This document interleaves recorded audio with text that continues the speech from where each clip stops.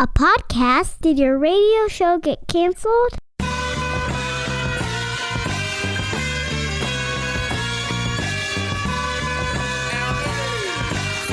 Fire.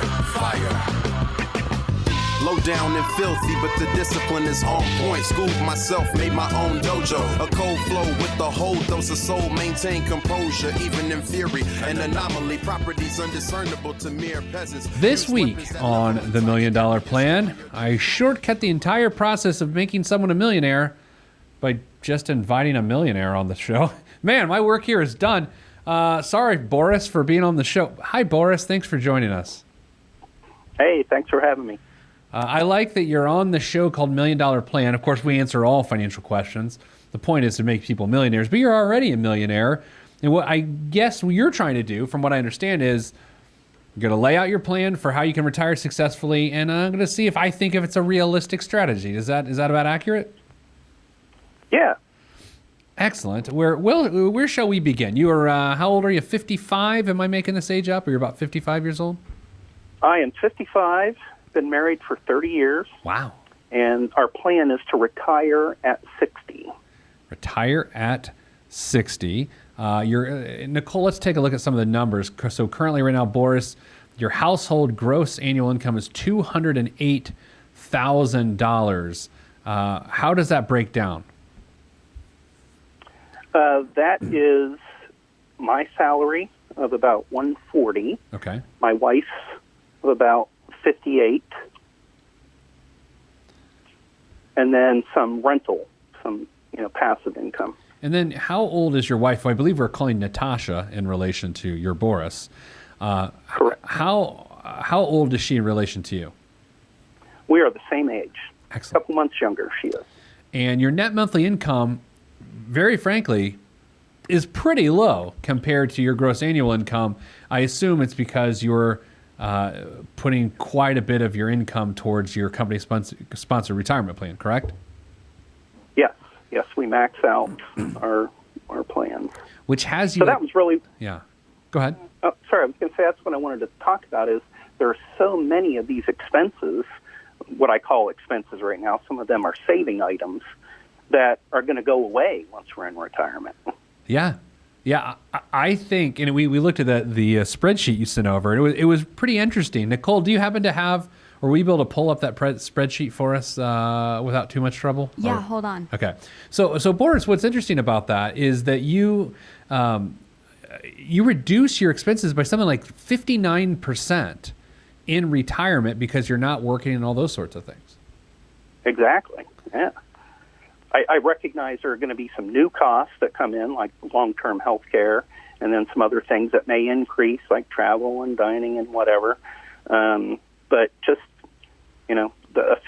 more than 50% drop just really struck me.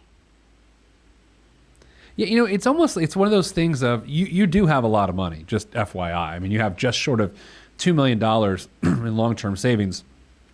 But your ability to retire is going to be based on not needing a lot of money, right? Because you've had so much money and you didn't really need any of it along the way because you've been forcing savings. Now that the primary source of income goes away, you've taught yourself how to live on significantly less than you've always earned. Your power percentage is what, in the 50% range? Yeah. So Nicole, go full screen if you can here on this. There we go. So right now, scroll up a hair. Boris, your household income is here. Sorry, current income, $17,382 a month. And by the time you retire and take out your 401k and your state taxes and Social Security taxes and Medicaid and all that, $10,279 goes away. So your living expenses are between $6,000 to $7,000 in terms of need a month. That's amazing, especially given that right now you have $2 million. 5 years from now, who knows? What have you projected that you'll have 5 years from now, Boris? I actually have that. Of course you do. And it will be, being conservative, I'm very conservative with my estimates, and I assume a 6.5% return should be about 2.8. And then what distribution rate are you using in terms of retirement income? Well, so you won't like it.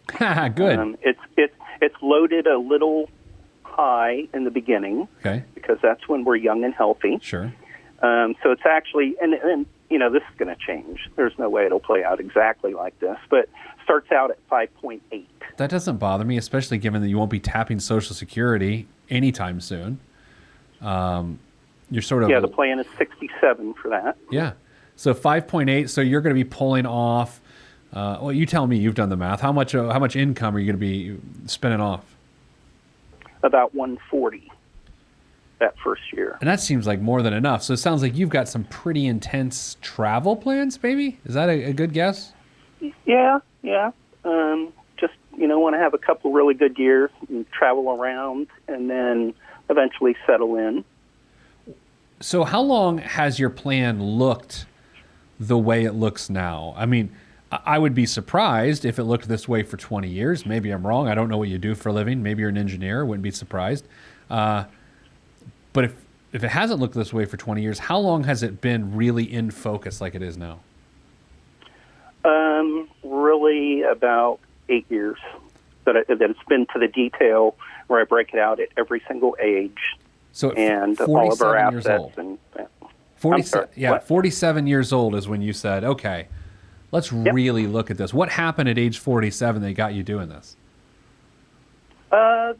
I have no idea. I just, decided it was time. We'd always saved, always put aside, 401k, things like that, and just decided to get more serious about it and see what it looked like, laid out year by year.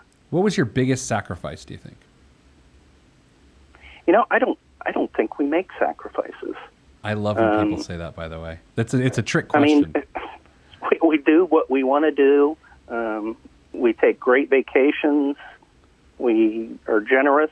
It's just, so that's why I think we'd be very comfortable living the way I've mapped it out. What's your house worth that you own right now? Your primary residence, I should say. $365. $365. Do you know what you bought it for? $255. And I assume you own it free and clear? Yeah. And then what's your rental property worth? $125. When did you pay off your primary residence? It has been, we timed that with our daughters starting college because we didn't really save well for college. So the plan was to cash flow. Mm-hmm. So we eliminated the house payment and went right to the college payment. Did that work well, that strategy? Oh, yeah. It worked great. But, they say you can't borrow for retirement. Right. So let's borrow for college. Would you retire sooner than age 60 if you could? I would love to. And when I retire, actually our plan has 3 years of not working. And then we each make, I've just jotted down that we'll each make $10,000 for 3 years because we'll get bored. Yeah. I'm realistic. But I would love to retire from the high stress, high pressure job tomorrow. Can you if I could. Are you willing to say what you do for a living, or is that? I work in IT. Okay. Now, difficult question to answer, maybe. You've got good answers for everything else, though, so maybe it's not that hard. What makes you think you are reemployable 3 years after retirement, even to the tune of just $10,000? If you look at it, $10,000 isn't very much. I could get a minimum wage job at Home Depot or, something dealing with people. So you aren't relying on your primary skills now, is what you're saying. You're not going back into IT with the latest technologies. You're doing something else. Yeah, absolutely. Okay. Absolutely. So the big unknown here, which you've accounted for in the notes you sent us, is healthcare, right? And you've estimated that to be an increase, a monthly increase to your budget to the tune of about $2,000 a month or $24,000 a year. Clearly, you're thinking about it. You know it's coming. You're planning for it. It's within the budget. How much of an issue do you think it'll be beyond your sort of current measure of it? Do you think it'll get out of control? I have no idea. Who knows what's going to happen. I think that I put a pretty high number there. We're pretty healthy. I love the HSAs because we pack it and stack it and don't have to use it. I actually keep that money invested. How much do you have in HSAs right now? I have, that's a relatively new thing for us. I think I have 25,000 in mine, and my wife has just a couple thousand, and she tends to use it a little, sure, for little things. Whereas I keep the primarily one for long term. Tell me how you thought through the assisted living questions that inevitably come with retirement planning, especially the latter stages of retirement. Have you thought through the need for some way to protect your assets in the event of someone going into a long-term care facility? Well, yes. Not in great detail. I can tell you I'm not a fan of that for myself. You're not a fan of going into a long-term care facility, or you're not a fan of protecting yourself against long-term care facilities? No, not a fan of going into a facility sure. like that. Yes. But I think we'll probably definitely sign up for that, at least in the early years. At some point, I think I heard something that, the average stay is 3 years. Yeah.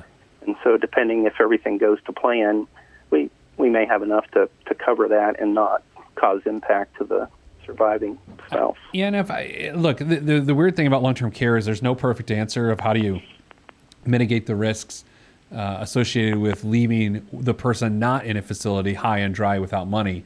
There's no perfect answer, and the industry is still relatively new. What we do know is some of the traditional, or what are called traditional long-term care policies, have continued to increase in price despite guarantees they wouldn't.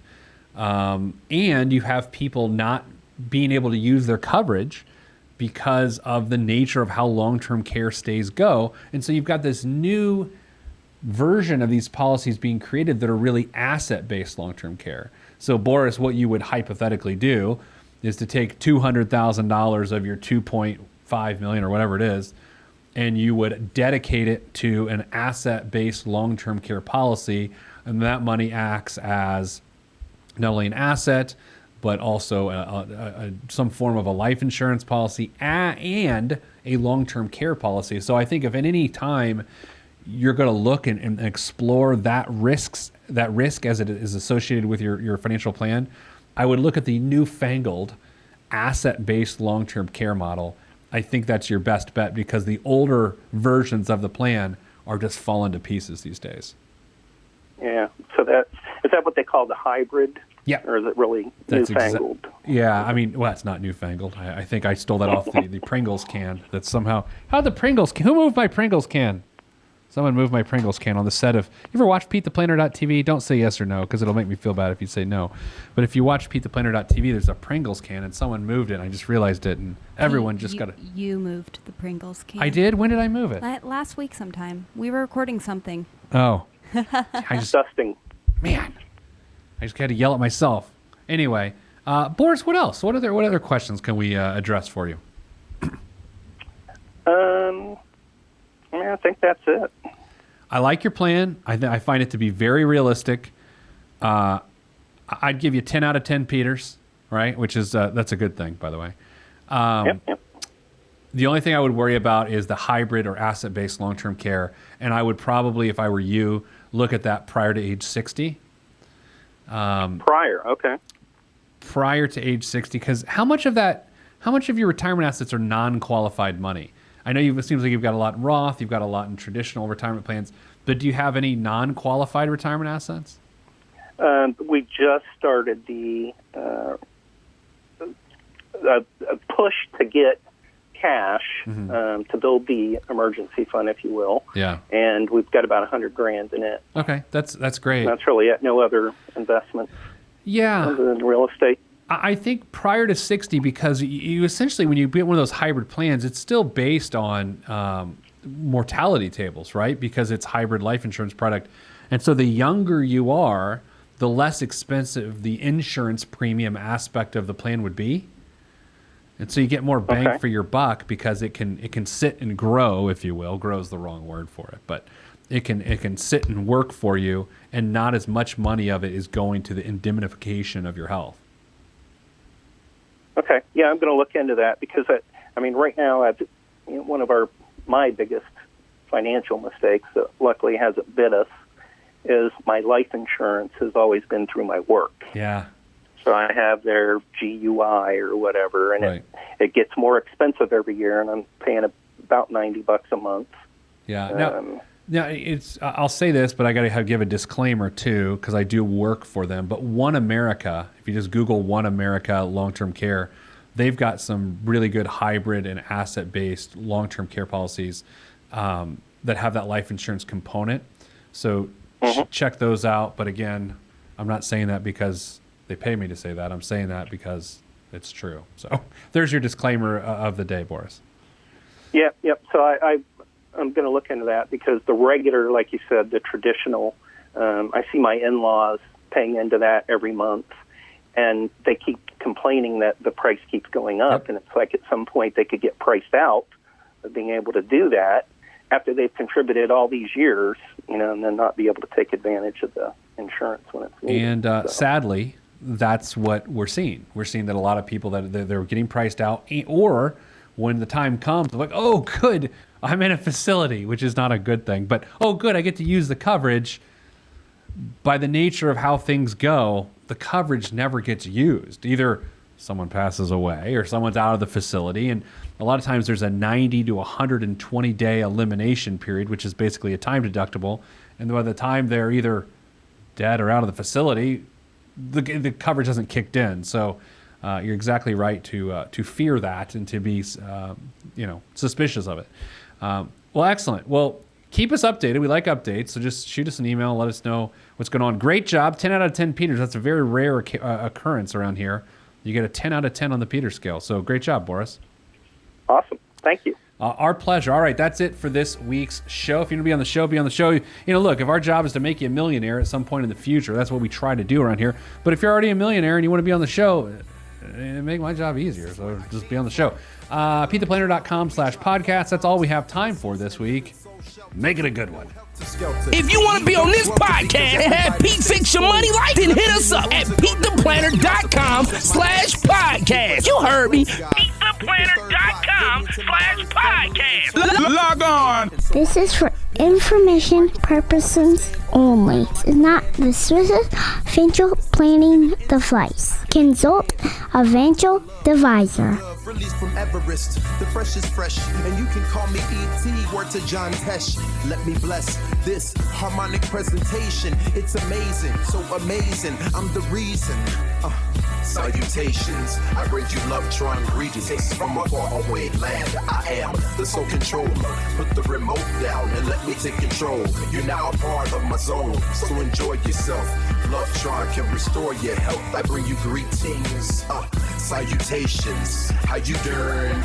And is that how y'all say it? The tinkling of the keys is an homage to the little star. I sojourn over poetic descriptions of sound and travel to my other world. Out of this world, spaceship on my arm took me home, fueled by the ink and the megabytes and the hypertext transfer protocol, stronger than the Skynet and the Terminator. I push faders into warp speed, glide with ease, creating a breeze they call a black hole. Event horizon, no rear view concerns.